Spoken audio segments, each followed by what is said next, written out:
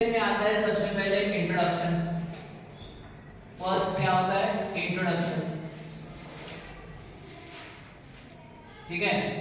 Introduction में आता है डेफिनेशन, बातें बिल्कुल नहीं है। Definition and overall equation,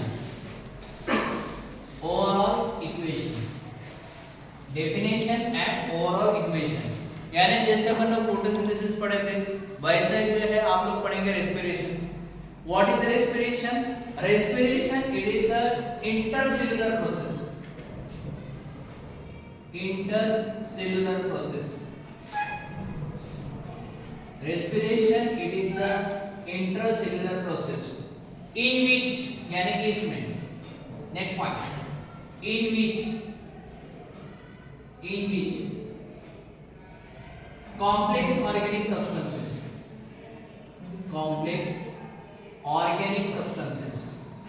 get oxidized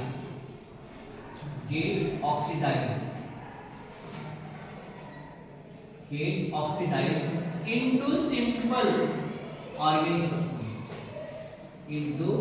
simple organic substances, ठीक है। with the release of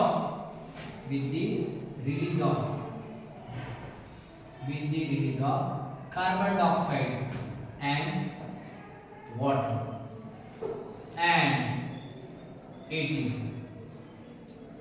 समझ में आ गया क्या क्या बताया? देखो जैसा अपन लोगों ने फोटोसिंथेसिस का डेफिनेशन बनाए थे वैसे ही जो है now we can discuss the definition of respiration. What is the respiration? Respiration it is the intercellular process. को इंट्रासेल्युलर का ठीक है, इंटरसेल्युलर प्रोसेस इन विच यानी कि इसमें respiration can be defined as the complex organic substances, ठीक है। Complex organic substances get oxidized into simple organic substances with the release of carbon dioxide and ATP। Carbon dioxide and ATP यानी कि क्या release हो रहा है यहाँ पे? Carbon dioxide and ATP। अब क्वेश्चन आता है कि कॉम्प्लेक्स ऑर्गेनिक सब्सटेंसेस क्या है? Complex organic substances get oxidized या कन्वर्टेड इनटू, यानी कि कॉम्प्लेक्स सब्सटेंसेस जो होता है उसका किसमें सिंपल फॉर्म में क्या करना? कन्वर्शन करना है। जैसे घर में जो है अभी अपने को खाना बनाना है तो खाना बनाते समय क्या करते हैं? आटा जो होता है उनको मिक्स करते हैं। मिक्स करने के बाद में उसके छोटे छोटे उंडे बनाते हैं, छोटे छोटे गोले। फिर उसके बाद में उसको प्लेन करते हैं और फिर उसकी जो है चपाती बनाई जाती है। यानी कि पहले क्या बनाया गया था कि उसका जो एकदम से ये कॉम्प्लेक्स फॉर्म, पहले कॉम्प्लेक्स फॉर्म फिर चपाती बन गई, that is the simple form. लेकिन चपाती बनाते समय अपना क्या रिलीज हो रहा है? कार्बन डाइऑक्साइड जा रहा, ऑक्सीजन ले रहे। रोटी बेलते ना तब क्या होता है? ऑक्सीजन लेते हैं, कार्बन डाइऑक्साइड रिलीज करते हैं। साथों साथ क्या जा रहा है? Energy loss. जब घर में रोटी बनाते तब देखो मजा, एनर्जी लॉस। सबसे बेकार काम होगा लड़कियों के लिए तो कौन सा है? रोटी बनाना। मम्मी हाँ बेटा एक काम करो, एक काम करो, कुकर लगा दे। बहुत बढ़िया, बस 5 मिनट लगा दे, हो गया। लेकिन रोटी बनाओ बोले, दैट इज द रेस्पिरेशन। जब भी घर में रोटी बनाएंगे तब क्या बनेंगे? रेस्पिरेशन। यानी कि वो गेहूं का जो आटा गूंथते हैं उसका गोला बनाते हैं, फिर छोटे छोटे गोले बनाओ, फिर उसके अंदर उसको बेलो और फिर रोटी बनाओ, सेको भी। That is called as respiration. बराबर है रेस्पिरेशन। और कहाँ पे चल रहा है वो? घर के अंदर में, किचन में। That is the intercellular process. Cell के अंदर में चल रहा है किचन के बाहर जा ही नहीं सकते। एक रोटी यहाँ बनाए, एक रोटी वहाँ बनाए, ऐसे बना रखे, पूरे रूम में रोटियां बना रखे, गैस वहीं पे है। इसलिए that is the intercellular process. क्या होता है? in which the complex organic substances get oxidized into simple organic substances। बोले तो complex organic substances का रूपांतर, कन्वर्शन होता है simple organic substances। लेकिन रिलीज क्या हो रहा है? Carbon dioxide and ATP। Overall equation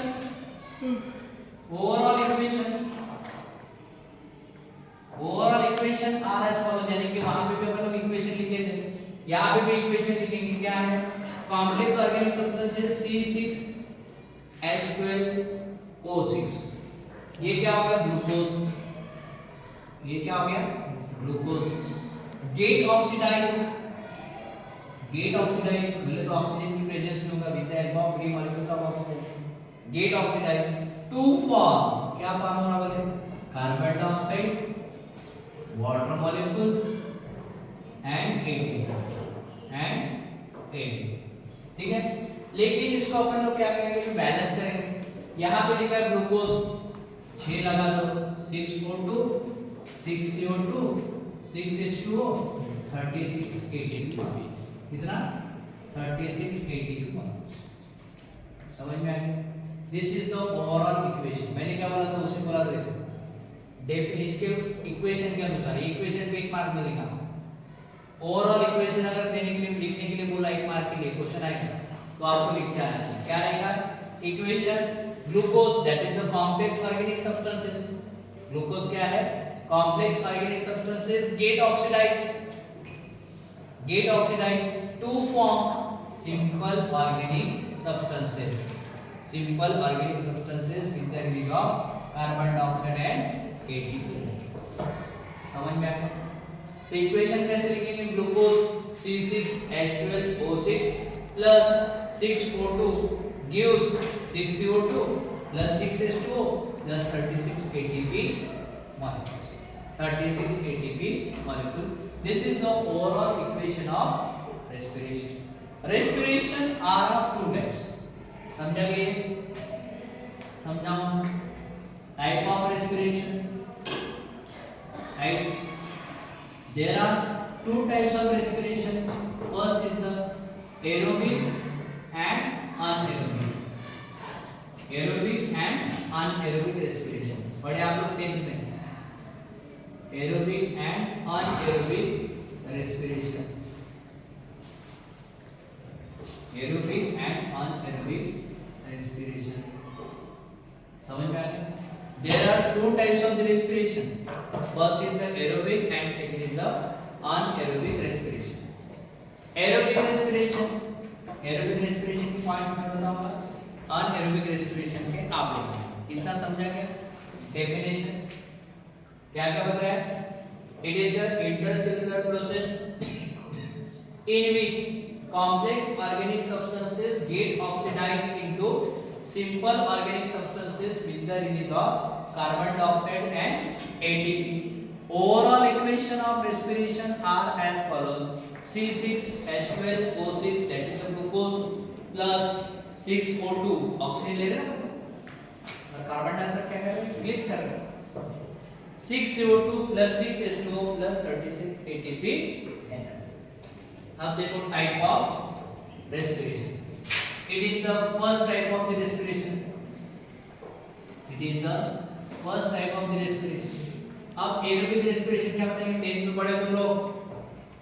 aerobic respiration, it is the type of respiration in which respiration is takes place with the help of किसके द्वारा, with the help of free molecules of oxygen, free molecule of oxygen, यानी कि it is takes place in the presence of, it is takes place in the presence of free molecules of oxygen is called as aerobic respiration। क्या कहते हैं उसको, aerobic respiration। समझ में आ गया क्या कहते हैं, what is the aerobic respiration? aerobic respiration, it is the first type of the respiration in which respiration is takes place with the help of, or it is takes place in presence of free molecules of oxygen is called as aerobic respiration। overall equation of aerobic respiration is going to be C6H12 plus 6O2 gives 6CO2 plus 6H2O plus 36 ATP molecules। समझ में? Next point, in aerobic respiration organic substrate are यानी कि organic substances, organic substance are completely oxidized, क्या होगा, completely oxidised, completely oxidised, यानी कि organic substances का क्या होगा, कंप्लीटली क्या होगा उसका ऑक्सीडेशन। समझ में आया क्या क्या बताएंगे, organic substance are completely oxidized, it is the permanent process, ये क्या है, it is the permanent process, बराबर है, it is the permanent process, it is not harmful, it not harmful to the living organism, it is not harmful to the living organism, and last we लिखेंगे for example plants and animals, plants and animals, समझा क्या, इतने points आप लोगों को लिखने का है। एरोबिक रेस्पिरेशन, क्या क्या बताया aerobic respiration, aerobic respiration it is the first type of the respiration in which the respiration is takes place in the presence of free molecules of oxygen. When you go there of free molecules of oxygen is called as aerobic respiration. Overall equation of aerobic respiration are as follows: C6H12O6 glucose plus 6O2 gives 6CO2 plus 6H2O, 6CO2 plus 6H2O plus 36 ATP energy. अब यहाँ पे जो है organic substance are completely oxidized, यहाँ पे लिखा है 36 ATP molecules are form, बोले तो कितना 673 kilo calorie energy are produce, कितना 673 kilo calorie energy are produce. Next it is a permanent process, it is not toxic to, it is not harmful to the living organism or it is not toxic to the living organism। और last में आता है for example plants and animals, समझाइए। इसके बिल्कुल opposite होगा anaerobic respiration, कौन बता रहा है, इसके बिल्कुल अपोजिट लिखने का है अनएरोबिक रेस्पिरेशन। घर में शाम खड़ा हो जाओ,